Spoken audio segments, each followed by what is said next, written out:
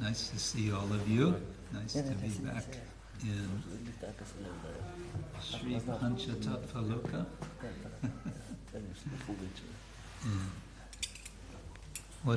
What is it? No, Nava.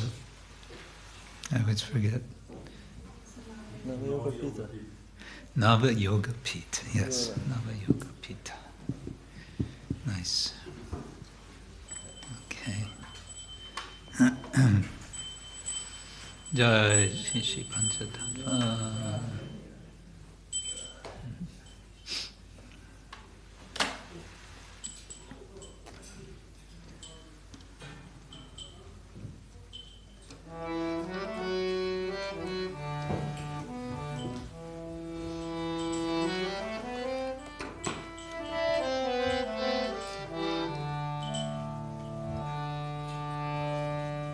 It's okay. It's really quite.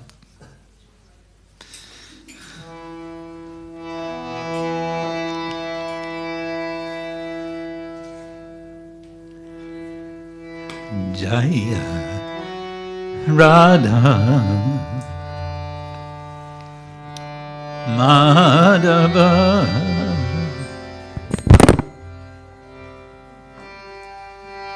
Jaya Kunja Bihari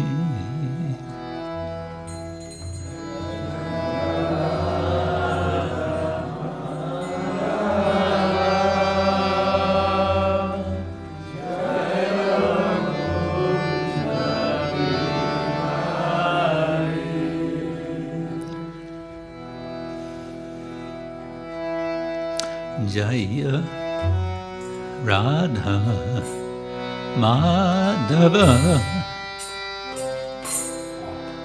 Jaya Kunja Bihari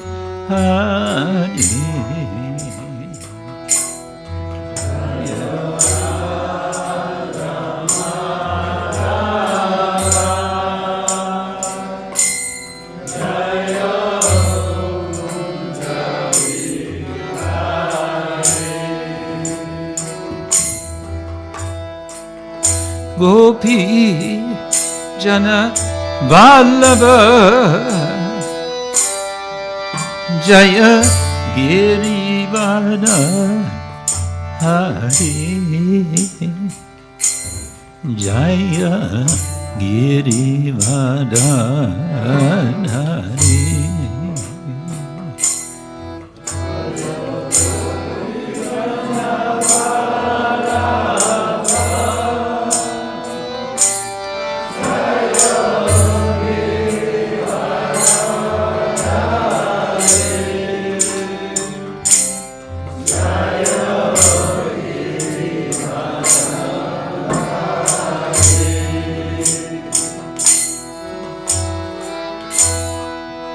Gopi Janavallabha Jaya Girivada Hari Jaya Girivada Hari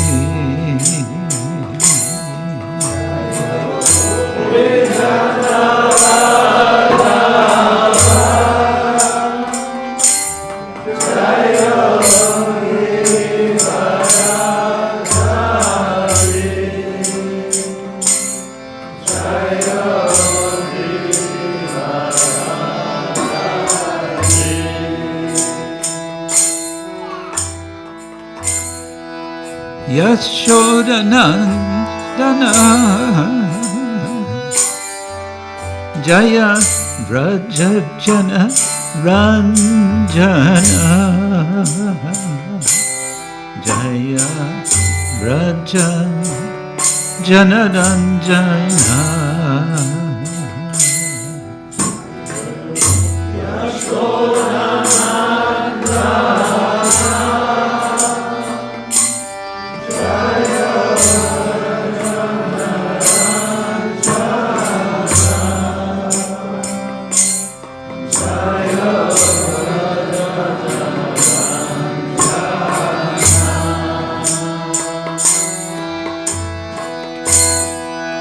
Yashodanandana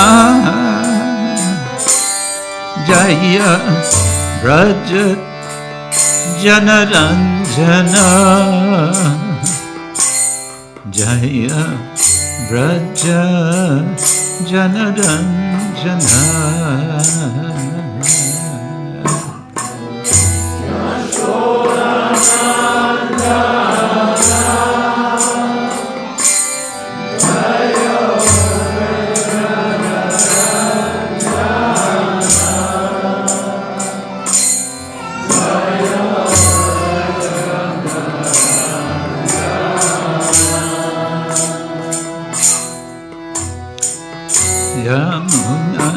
Yamunatiravana Chari Jaya Kunjabi Hare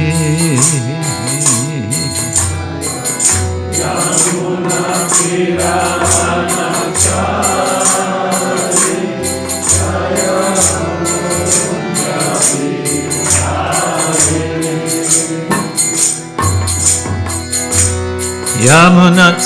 Yamunatiravana Chari Jaya Kunjabi Hare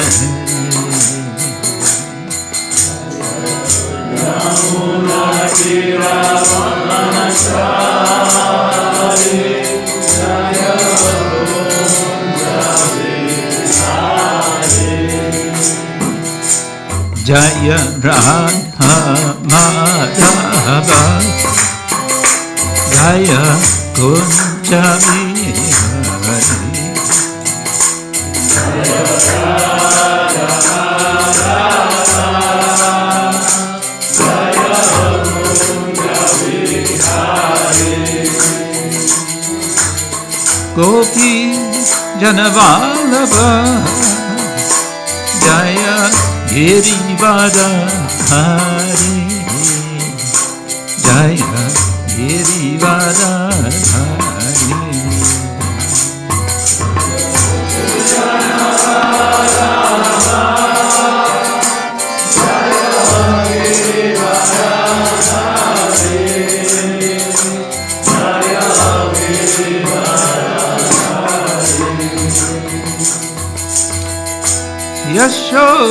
Yashodanandana Jaya Braja Janaranjana Jaya Braja Janaranjana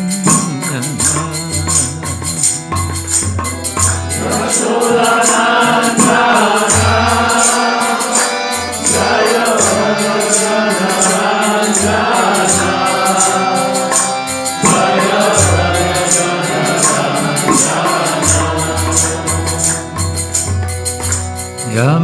Yamunatiravana Chari Jaya Kunjabi Hare Jaya Yamunatiravana Chari Jaya Kunjabi Hare Hare Krishna Hare Krishna Krishna Krishna Hare Hare Hare Rama Hare Rama Hare Hare Hare Krishna Hare Krishna Krishna Krishna Hare Hare Hare Rama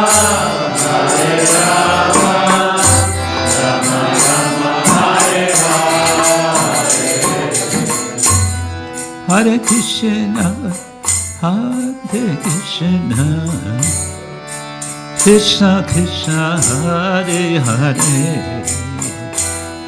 Hare Rama, Hare Rama, Rama Rama, Hare Hare, Hare Krishna, Hare Krishna, Krishna Krishna, Hare Hare, Hare Rama, Hare Rama.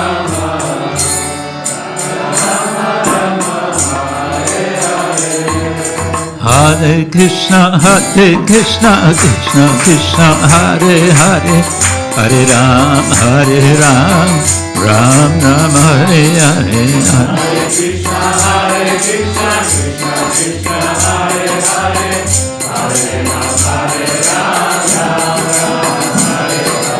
Hare Krishna, Krishna Krishna, Hare Hare, Hare Ram, Ram Hare Hare. Hare Krishna, Krishna Krishna, Hare Hare, Hare Ram, Hare Krishna, Krishna Krishna, Hare Hare, Hare Ram, Ram Ram Hare Hare. Hare Krishna, Krishna Krishna, Hare Hare, Hare Ram, Hare Krishna, Krishna Krishna, Hare Hare, Hare Ram, Ram Ram Hare Hare.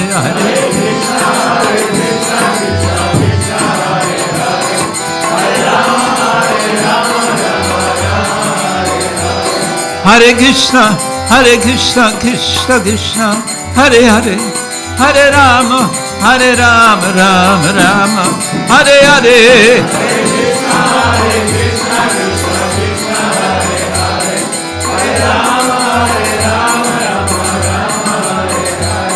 Hare Krishna, Krishna Krishna, Hare Hare, Hare Ram, Ram Ram Hare Hare.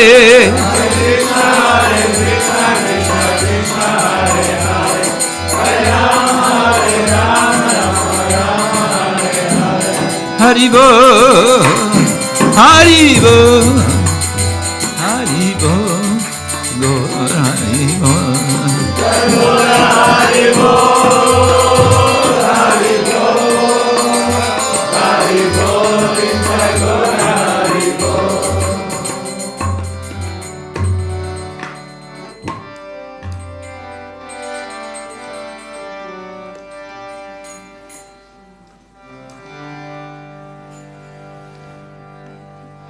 Srila Prabhupada ki jai, Shri Pancha Tattva ki jai, Grantaraj Srimad Bhagavad Gita ki jai.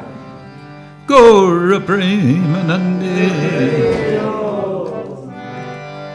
Om Agyanatimirandasya Gananjana Shalakaya Chakshurun Militam Yena Tasmai Shri Gurave Namaha. Shri Chaitanya Manobdishtam Stapitam Yena Bhutale Swayam Rupa Kadamayam Tadati Swaparantikam Vandeham Shri Guru Shri Yuta Padakamalam Shri Guru Vaishnavam Shri Rupam Sahagrajatam Sahagana Raghunatam Vitam Tam Sajivam Sadvaitam Savadutam Harijana Sahitam Krishna Chaitanya Deva Shri Radha Krishna Padam Sahagana Lalita Shri Vishakhanvitam Nama Om Vishnu Padaya Krishna Prasthaya Bhutale Srimate Bhaktivedanta Swami Niti Namine Namaste Saraswati Deve Gauravani Nirvishesha Shunyavadi Paschatya Deshatarine Vanchakalpatarubhyascha Kripasindhubhyayavata Patitanam Pavanebhyo Vaishnavebhyo Namo. He Krishna Karuna Sindhu Dinabandho Jagatpate Gopesha Gopika Kanta Radha Kanta Namostute Tapta Kanchana Gauri Radharishwari Vishavanstute Devi Namami Hari Priye. Jaya Shri Krishna Chaitanya Prabhu Nityananda Shri Advaita Gadadhar Shivasani Gauravaktami. Hare Krishna, Krishna Krishna, Hare Hare, Hare Rama, Hare Rama. Om Namo Bhagavate Vasudevaya. Om Namo Bhagavate Vasudevaya. Om Namo Bhagavate Vasudevaya. Om Namo Bhagavate Vasudevaya. Om Namo Bhagavate Vasudevaya. Om Namo Bhagavate Vasudevaya.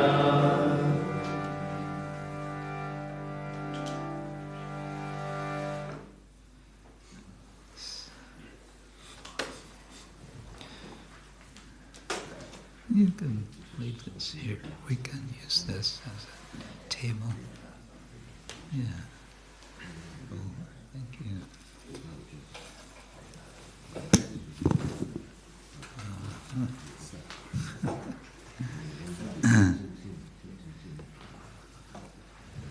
So, again, good evening, everyone. Nice. Ladies, feel free to move more this way if you like. It's if I have to turn always my neck. Feel, there's a lot of space here.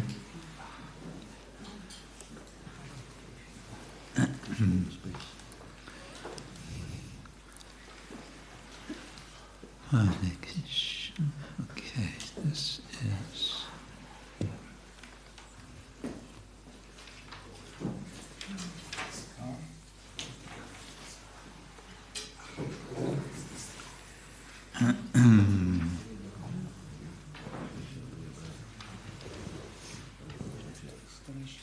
Okay. There we are. Oh, we have it.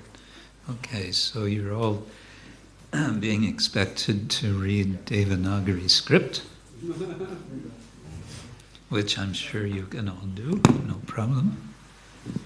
Yes. Oh, there it is. Okay. All right, I was told this would be our verse for today. I hope we're right. Yes? Okay. Oh, thank you. All right, so here we are. Krishna is speaking with Arjuna, speaking some quite strong words to convince him to fight. Let's read. Bayad Ranat Uparatam. Bayad Ranat Uparatam. Mangsyante Tvam Mahabrata. Mangsyante Tvam Mahabrata. Yesham cha tvam bahumato. Yesham cha tvam bahumato. Bhutva yasasi lagavam. Bhutva yasasi lagavam. Bayad Ranad Uparatam. Mangsyante Tvam Mahavrata. Yeshang Chatvam Baumato. Bhutva yasasi lagavam.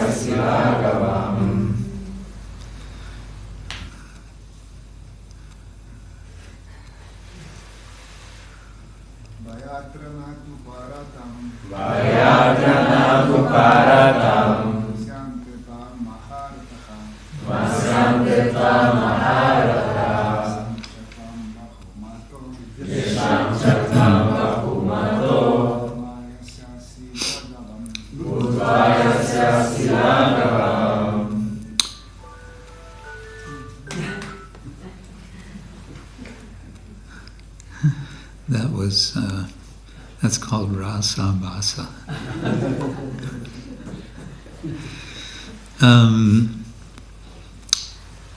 So, without looking at your phones, and without, maybe we can make it so we don't see the word for word. Who's controlling this? You're controlling. Okay, good. So, what does bhaya mean? Fear. So bhayat means out of fear, from fear. Okay? It's called the ablative form. And do you know what a rana is?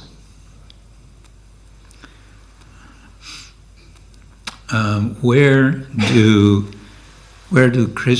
are Krishna and Arjuna right now as they're speaking? On a battlefield. That's a rana. One of Krishna's names is Rana Chor. Yes, Rana Chora. We say Ranchor. When I first heard that name, I thought, oh, a rancher. Like in America, they're ranchers. Krishna is also a rancher, but transcendental.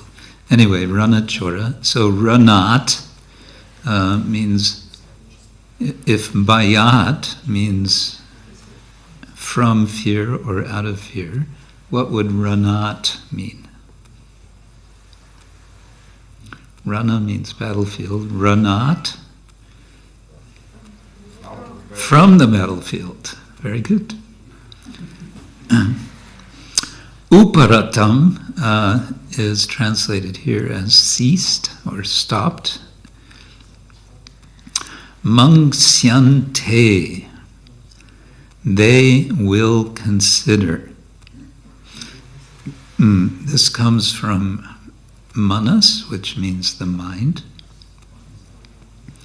And it's future tense. You can tell that it's future tense because of the sa ya, so mangsya.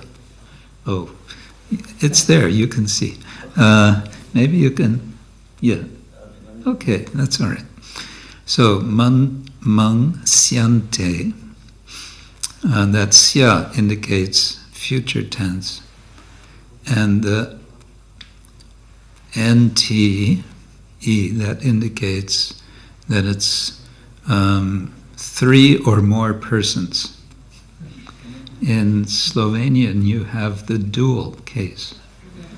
Very interesting. In Sanskrit is also a dual case. But there's, of course, plural, and this means mangsyante. They will think, they will consider. Okay. Tvam, we all know what tvam means.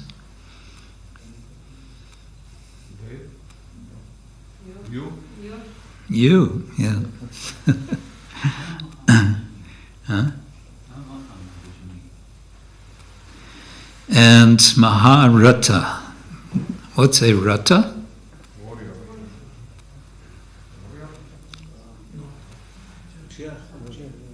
A chariot, yeah.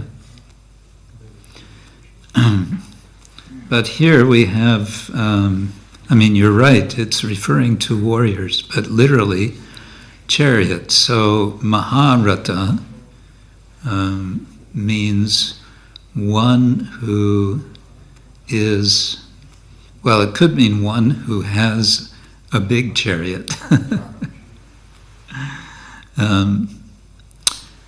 But it comes to mean, as Prabhupada says, the great generals. It's plural. We know it's plural because of the long A, rataha. So the great fighters against chariots or with chariots, something like that. Okay, yesham is, here's translated for whom, cha, tvam, again, you, bahumata, in great estimation. That'll become clear in the translation, what that's about. Bhutva, this is called a gerund, which means having become, or becoming, or having been. So having been a bahumata, one who was highly regarded. Yasyasi, again this sya is future, and the si at the end means you, so second person singular. Yasyasi, from yam, I think, to go. So you will go. Where will you go? Lagavam. Maybe you know the word. You've all heard the word guru, yes? What's the opposite of guru? Huh? A guru. You're right. What's another opposite? Lagu. That's right. Lagu. Yes. Lagu means light or insignificant. So you will become lagavam. You will become decreased in value. You will become lightweight. Okay, translation and purport by His Divine Grace, A.C. Bhaktivedanta Swami Srila Prabhupada. Translation: the great generals who have highly esteemed your name and fame will think that you have left the battlefield out of fear only, and thus they will consider you insignificant. Purport: Lord Krishna continued to give his verdict to Arjuna. Verdict means judgment. Quote, do not think that the great generals like Duryodhana, Karna, and other contemporaries will think that you have left the battlefield out of compassion for your brothers and grandfather. They will think that you have left out of fear for your life. and thus their high estimation of your personality will go to hell. Okay. Krishna is continuing his argument to Krishna, to Arjuna, to persuade him to stand up and fight, as he will say several times. Utishto, stand up and fight. In verse 37 he will say, Tasmat utishta konteya yudhaya kritanischaya. And it's interesting how he's really changed quite suddenly the angle of argument from what he was arguing before. What was he arguing from verse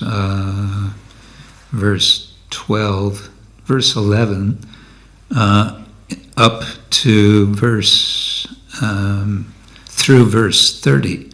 What was his basic, what would you say was Krishna's basic argument? We're not this material body, the soul. Yes, and therefore, if we are not this body and we are eternal soul, then why would that be an argument for Arjuna to fight? But no one will be killed. No one will be killed. Yeah. Because Arjuna was concerned. Guru nahatva hi mahanubhavan shreyo bhoktum bhaikshamapi haloke hatvarta kamangs tu guru nihaiva bunjiya bogan rudhira pradigdan. Our spoils from this fight will be smeared, pradigda, with blood. And Krishna's not telling Arjuna, no, there won't be any blood, don't worry. There's going to be blood, but no one is going to be killed. What do you mean no one is going to be killed? That's what he's explaining. Nainam chindanti shastrani, nainam dahiti pavaka, na chainam kledayantyapo na shoshayati. Maruta, the soul, cannot be burned or dried or cut, etc., or soaked. You can't make it dissolve in water.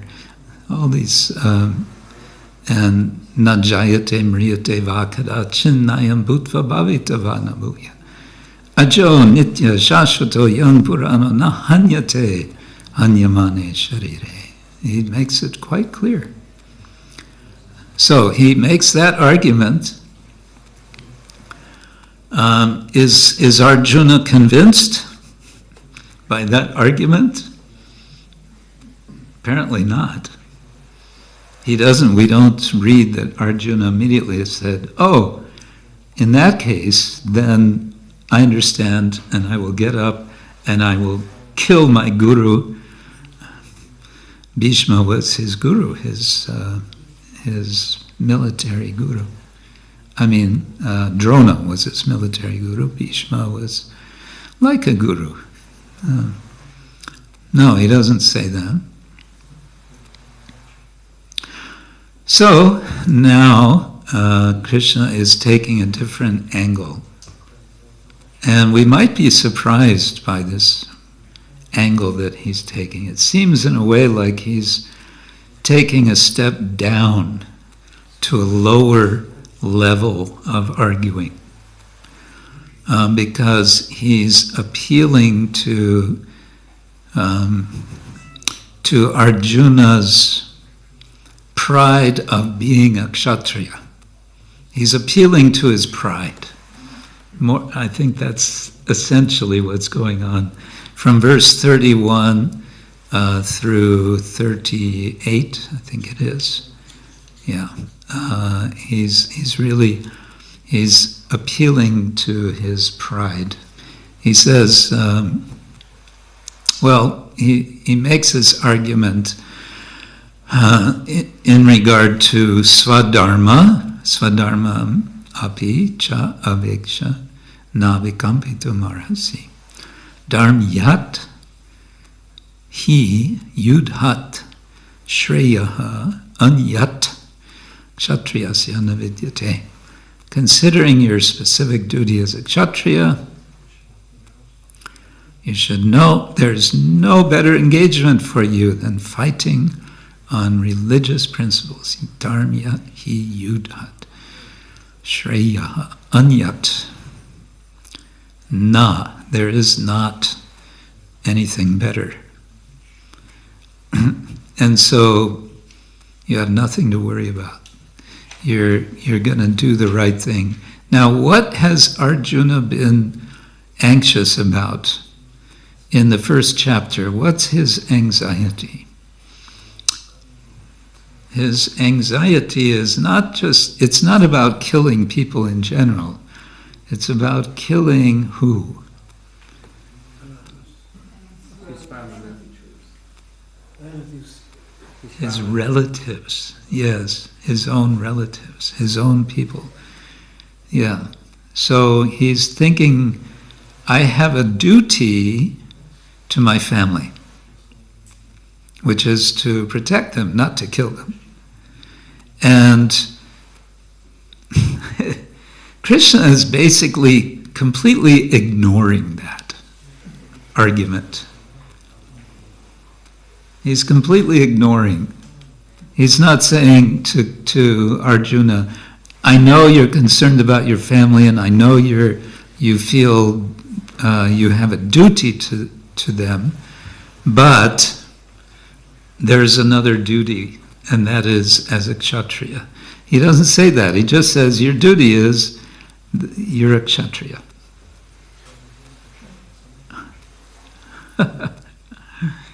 And in that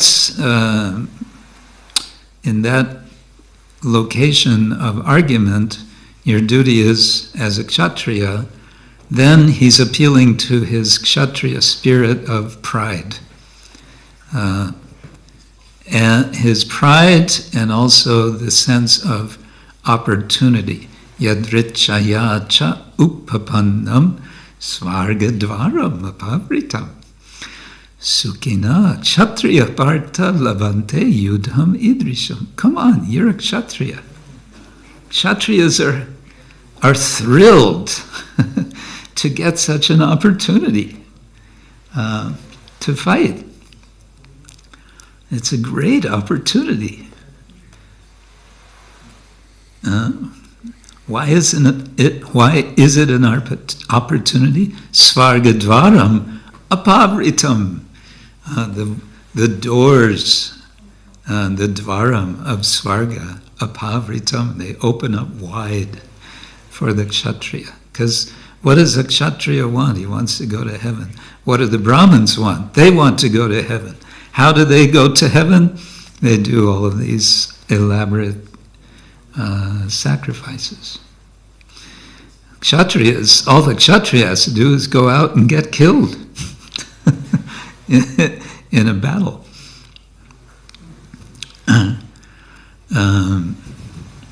Yeah. The Bhagavad Gita is part of the Mahabharata. And the Mahabharata, the sort of broad ethos of the Mahabharata is, you'd say it's a culture of kshatriya heroism.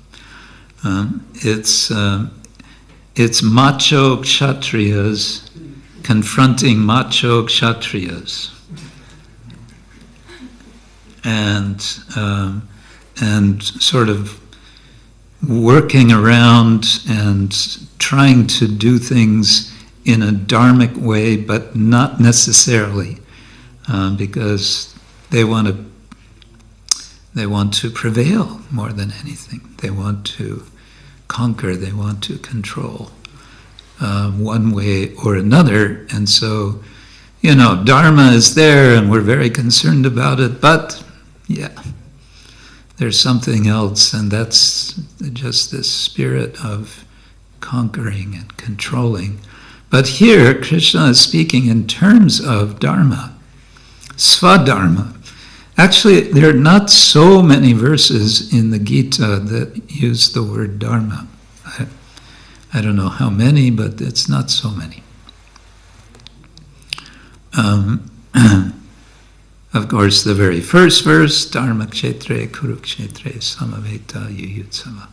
And the almost last verse, Sarva Dharman Parityaja Mamekam Sharanam Raja. Forget about Dharma.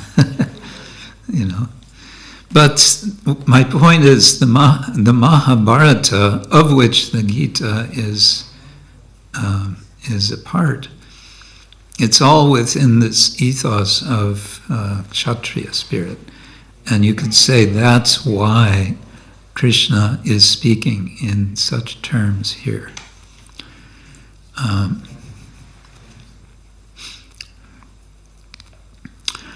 In the next verse, verse 33, he gives a warning about the consequence of not performing his kshatriya duty. Ata chet tvam imang dharmyam sangramam na karishyasi. Tataha, then, swadharmam kirting cha hitva, having given up your dharma and your fame, kirti, hitva, papam avapsyasi, you're going to accrue, you're going to get sinful reaction. So Krishna is giving a kind of simple picture of ethics. And in our modern reflections on ethics, we might feel this is oversimplified. Life is not so simple. It's never so simple, is it? It's always a little complicated. Making decisions are always with so many different factors to consider. And that's in effect what Arjuna is trying to say in the first chapter. And Krishna is kind of dismissing it all and just saying, you only have to think of one thing. I'm a kshatriya, my duty is to fight. If I don't fight, if I do fight, I can go to heaven or I can win a kingdom. If I don't fight, I get sinful reaction. And now comes this 3 verses, verse 34, 35, 36, in which Krishna really kind of twists the knife about reputation.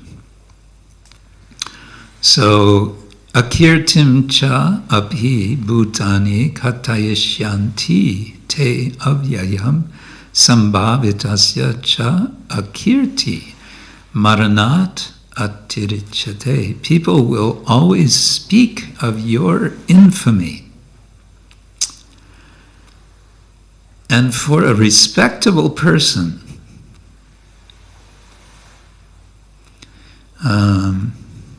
sambhavita, for one who is respected, dishonor is worse than death.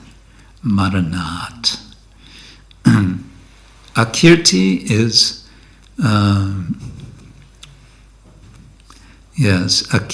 kirti means fame. Akirti is the opposite of that.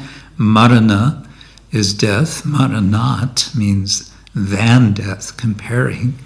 Atirichate, it becomes more than death. So infamy is a bigger thing than death. And here in this verse, katayishyanti, they will speak, they will say, they'll be talking about you. And what will they be saying? They'll be saying so many nasty things about you. In this verse, there's the problem of reputation in terms of speaking.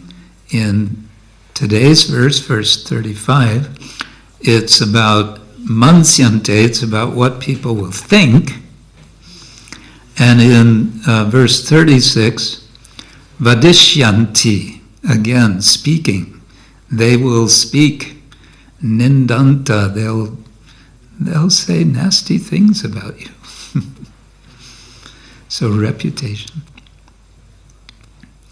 Reputation, I think we're all concerned about reputation. I think it's,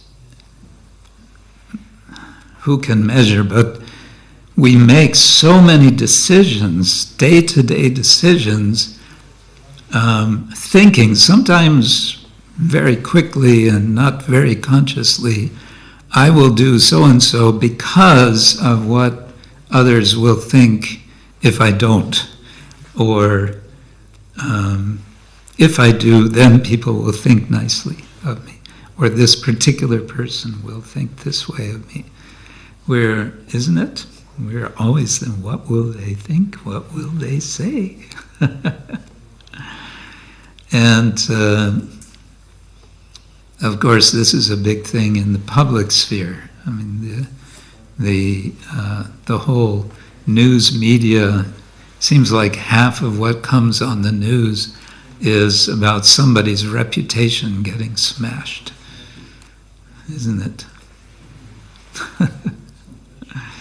I remember, it just comes to mind, 1975, this is dating myself a bit, 1975 in Germany, when we had this problem, let's just say we had a legal problem of our society in Germany. And the news media of Germany, they chewed us up and swallowed us and spit us out. We were all over the press for weeks and weeks and weeks and weeks and months. They never tired of what they thought was really juicy. This dangerous sect.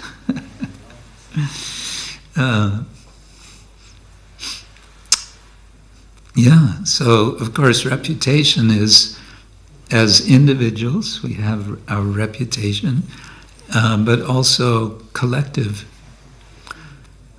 So of course we, as a collective of our society, we are concerned for our collective reputation, and that means we have to kind of simultaneously think for ourselves, our own reputation, and for as representatives of our society, our collective, isn't it? And of course, we also, and it's all tied together, we are especially concerned about our reputation in relation to senior devotees, in relation especially to our guru or gurus. That becomes first order of concern. But again, here, it's kind of, I don't know, to me it's a little surprising that Krishna is taking this angle to persuade. It's all about, he wants to persuade Arjuna to do something, to stand up and fight in a war. That's the immediate situation. And of course, the Bhagavad Gita as a whole, Arjuna's going to say, well, you know, let me understand things better. And then we get the whole 18 chapters of the Gita. But here, he seems to be wanting to say, look, stop thinking, just get up and fight. You're a Kshatriya. Kshatriyas, what do Kshatriyas do? They don't think too much, they just get up and fight, okay? don't worry, you'll go to heaven, or you'll get a kingdom or something, and if you don't, look what's going to happen.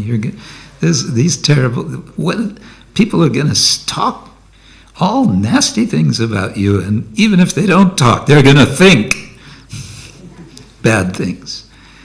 Mangsyante tvam maharata. One might consider this section as what the Buddhists call an upaya. An upaya in the Buddhist context is, they typically translate as skillful means. A skillful means of having someone become more elevated spiritually. The idea in the Buddhist context is you are perhaps making some argument which is not about ultimate reality, but you use that argument because it's going to get an appropriate result or an appropriate understanding. So it seems like that's kind of what's happening here. Those are a few thoughts on this. Maybe we can see if there's any discussion. Anything you want to bring out or up or away or down? Ananta Prabhu, any thoughts?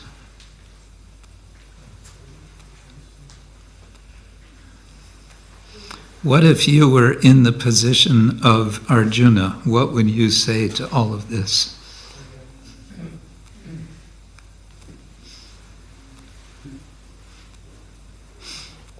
Thank you for this. Thank you for this very nice explanation from different angles of vision. There's many new things we convey. No comment further. What about my question? What would you say if you were in Arjuna's position? I will be confused. Arjuna. How is it that Arjuna was quite lucky. He had such a mentor in such a crucial moment. Otherwise, he would do quite a mess if he wouldn't have Krishna. He would what? He would make a mess. Make a mess. You know, from his decision would be his, but it was Krishna who actually convinced him what is the right decision. Yes, good. And he had declared that he's going to listen to Krishna, right? Karpanya dosho bhata svabhava prichami tvang dharma samuda chetaha. Shishyaste hum. I'm your shishya. So he had committed himself to take Krishna's words seriously. And Krishna had already scolded him quite strongly, especially even before Arjuna makes that commitment, in a sort of rhetorical way. Krishna says, Klaibhyam ma smagama partha naitatvai upapadyate. Klaibhya, from kliba, it means something like, it's the last thing that a kshatriya would want to hear about himself. It's basically a eunuch. So someone who is, not a macho kshatriya. So he's saying, don't be a eunuch. Or we have a slang word in English, a wimp. You know this word? Don't be a wimp.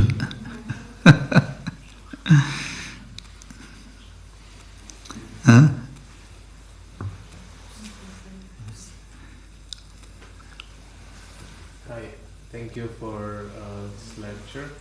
I would like to ask. Oh, is this not working? I would like to ask, how does one know which of the four positions he's in? So he's a Kshatriya, Brahmana. Yes. What's the procedure? Yes, that's a question we all have. What am I? Brahman, Kshatriya, Vaishya, or Shudra? In India, in some sense you could say traditionally that's made a lot easier because there was the general sense of probability that if you're born into a family of Brahmins or of Kshatriyas, etc., that's probably what you are. And they make it traditionally even easier with what is called the jati system. Present day, the word caste is used, and this is a bit confusing. I think it's a Portuguese word, and whether caste means jati or whether it means varna or a combination of both is a bit confusing. Jati is mentioned in the Bhagavad Gita in the first chapter. Toward the end of the chapter, Arjuna, I think it's Arjuna, refers to jati, dharma. A jati is something more specific than varna. And anthropologists have estimated that presently in India there are some 3,000 different jatis. A jati is traditionally a profession, and one will be born into a certain profession. If your father made shoes, most probably you will also make shoes. And there's an advantage to that you don't have to speculate. You just know from very early. In fact, you're starting to learn how to make shoes at age 5 or 6, right? And you see that still in India very much, more in the villages than in the cities, but you see it. The cloth merchants in Loy Bazaar in Vrindavan, the father will be there in the shop, in the cloth shop, and the son will also be there, the 10-year-old boy. And the 10-year-old boy will be doing most of the work. He'll be taking all the saris down and showing them to the ladies from Europe. And they'll be unfolding all the saris, and then the ladies will maybe just buy one sari, and then they'll spend the next hour folding up all those saris again.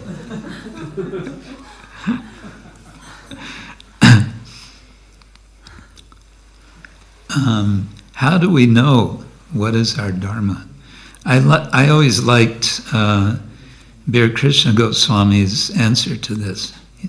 He said, if you find yourself doing something and doing it all day long and being absorbed in it for 10 hours or 12 hours, that's your dharma.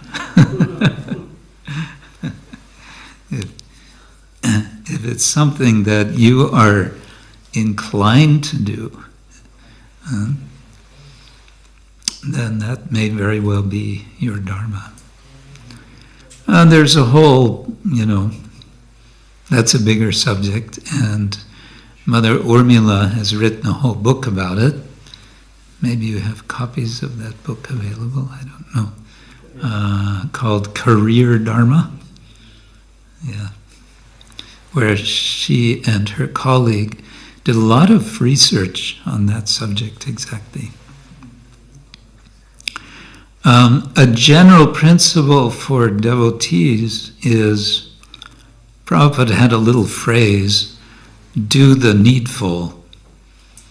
And he was saying this based on his own experience. He was taking up the mission of Srila Bhaktisiddhanta Thakur, and to do that, he was doing so many different things. He was doing the needful. And whenever there was someone to help him, he would get those people to also do the needful.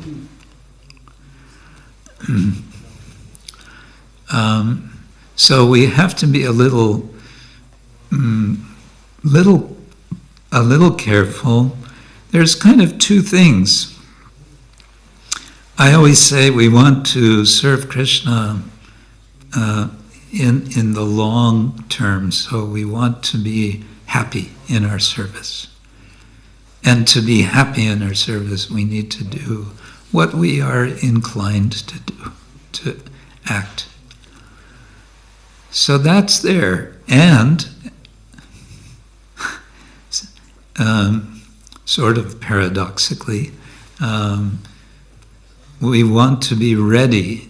We want to be yes people. We want to be those who say, oh, here's a need, let me do it.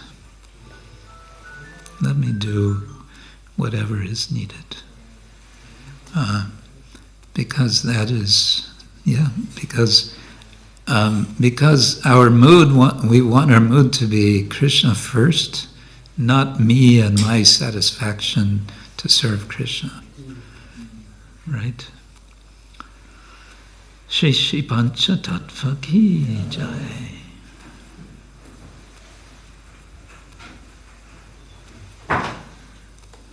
Is that okay? Thank you very much. I will pass the microphone to Any ladies, comments? Or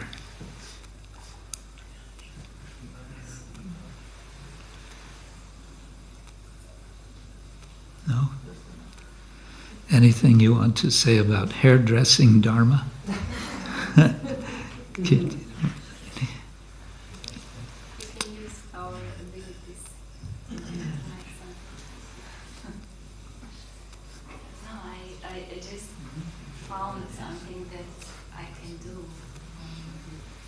A little closer. Yeah, I can just say that I found in my work how to use it for preaching. Yeah. And I love it. Yeah, that's perfection. When you find in what you're doing a way to connect people with Krishna, that's perfect. That's nice. Yeah.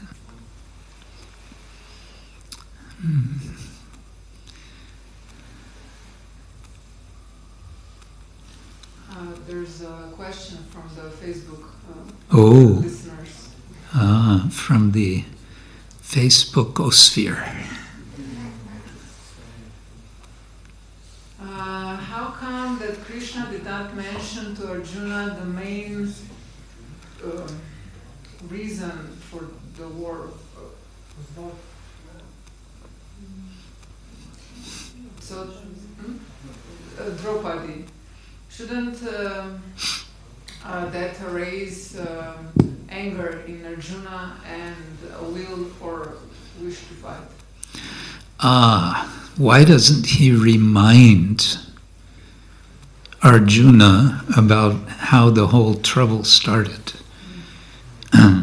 This outrage against Draupadi that happened in the gambling match. Why doesn't he say, remember what happened back then, don't you know? You're asking me why he does not say something. I always have only one answer to that. That you have to ask Krishna.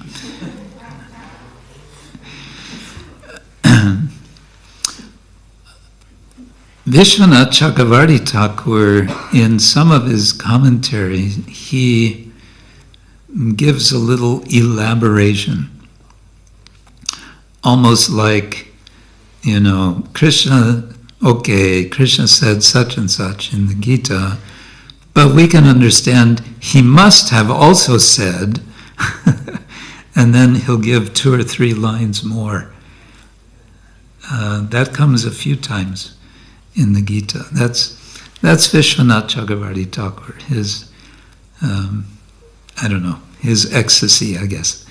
So, but in this case, I don't think he adds that. Of course, that will come up at other times.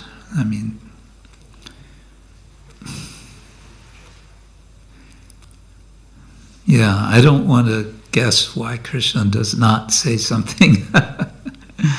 He was, I think here he's just concerned about making the point about swadharma. You have a swadharma, and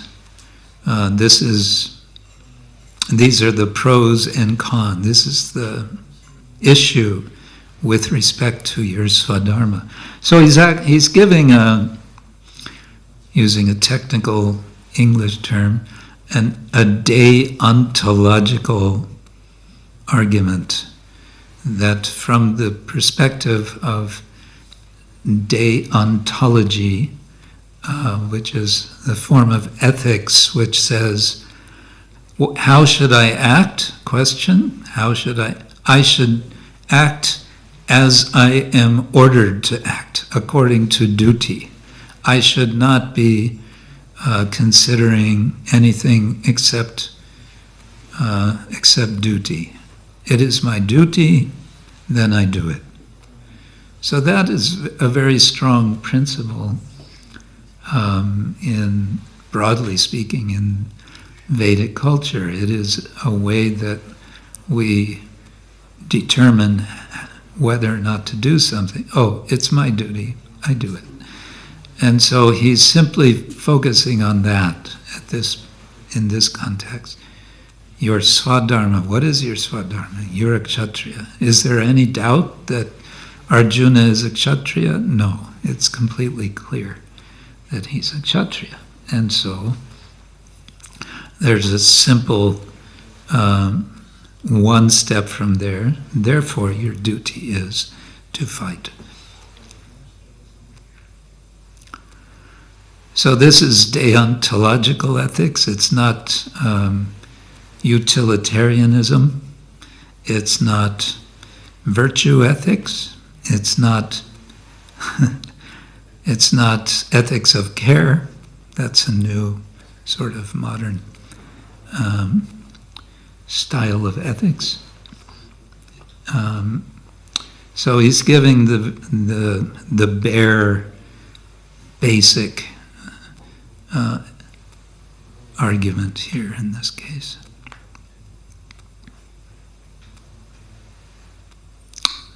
Yeah.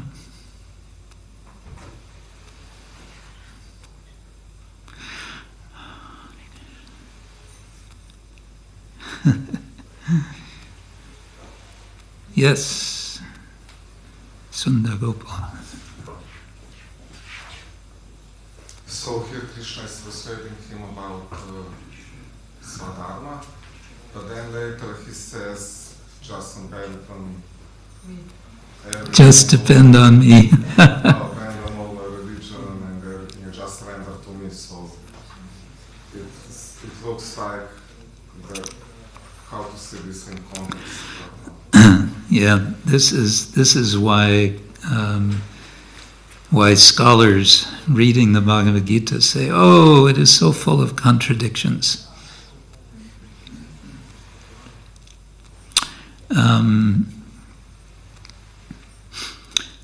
One point to be made here would be with regard to location of argument. So in this case, sarvadharman parityaja, it's coming at the end. And because it's coming at the end, that means that's carrying more weight. It's giving a conclusion. Here, he's giving a kind of preliminary argument. In the second chapter, he's saying, let's start out with something that you understand, which is not at all abstract, and that is your identity as a Kshatriya. Let's go from there. It's a long ways from there to sarvadharman parityaja. First, there has to be, a lot more understanding of who is this person to whom he should offer ekam sharanam, that he should completely surrender himself. And so also the spirit in which Arjuna then concludes, because it comes, you could say, to the same thing. He decides, yes, I'll stand up and fight. But the mood, the attitude he has by that time is so much different from what it might have been if he had just gone on the basis, it's my duty, I have to fight. Now now means at the end of the Gita, he understands who is Krishna. He understands Krishna has already killed everyone. Kalosmi lokakshaya krit pravidho. Lokam samahartomiha pravrittaha. But his understanding has become completely enriched by the feeling now of wanting to do his duty as a service to Krishna. So it becomes bhakti.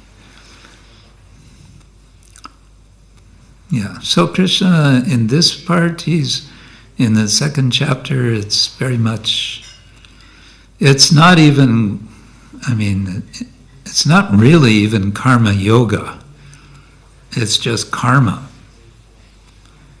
Your duty as a karmi is you're a kshatriya, and you're after a result, and here's what the result is that you can expect. So far, there's no talk of, this is not even karma yoga. That's next chapter.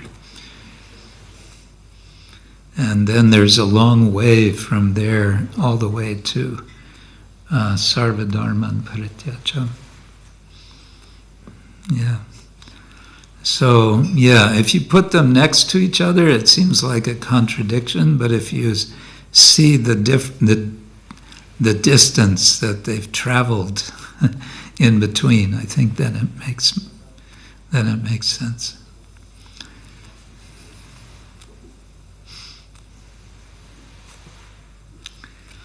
Krishna, yes.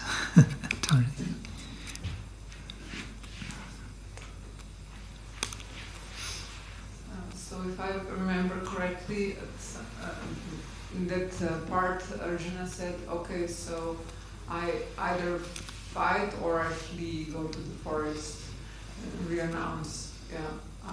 So if he would choose the second option, why would he actually care of what other people think about if he would be...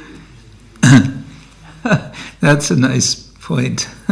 Why would he care? He's renouncing everything. He's going to the forest. He's becoming a shramana. You know what a shramana is? They're the brahmanas and they're the shramanas. A shramana is an ascetic. And it's a term which includes all the different types of ascetics, including Buddhists and Jains and any kind of yogi, they're all shramanas, because they're making effort, great ascetic effort to restrain themselves. Yes, that's a good point. What would he care? Well, I think the point is he wouldn't last very long. And we see this before the battle, when Arjuna goes to the forest. He performs austerity. He goes to the Himalaya during the Vana Parvan in order to do austerities, in order to win weapons. So we all know the story. He's, just out there in the wild, and what is he doing? Not much of anything. Standing on one leg? I don't know. But he's, maybe, doing big austerity, and then this wild boar comes trotting by. He can't resist. He grabs his bow, and he grabs his arrow, and he shoots. And simultaneously, someone else shoots. And that someone else claims, I shot first. And Arjuna says, no, I shot first. It's my boar. No, it's my boar. No, it's my boar. Well, who do you think you are? And then it becomes a fight. Why? Because Arjuna is a Kshatriya. He could say, all right, take your boar. Don't bother me. I'm doing austerity anyway.